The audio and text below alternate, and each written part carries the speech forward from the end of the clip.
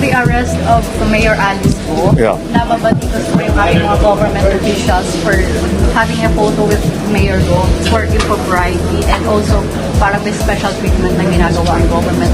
What's your take on this? Well,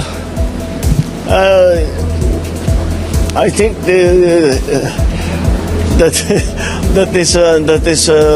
that is part of the new culture now na nagpapakuhalaga ng kahit ano.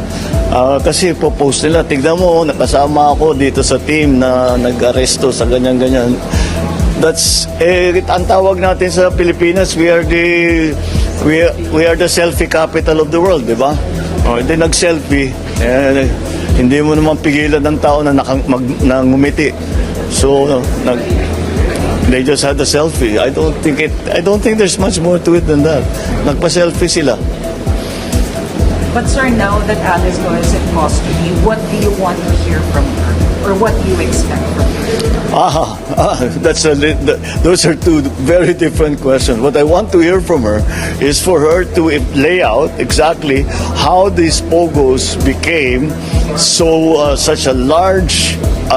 It's basically a criminal enterprise, and as mayor, for her to say she did not know this was going on, is very difficult to believe.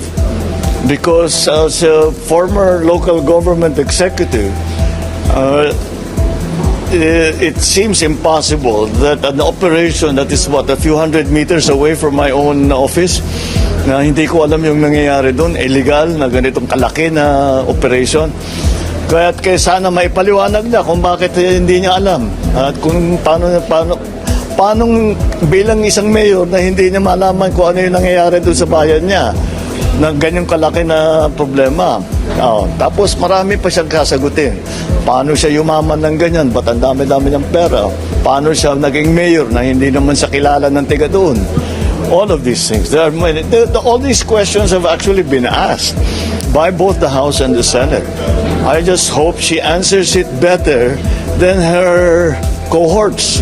Sina Cassandra Ong at saka sina Sheila Ong, very evasive makasagot.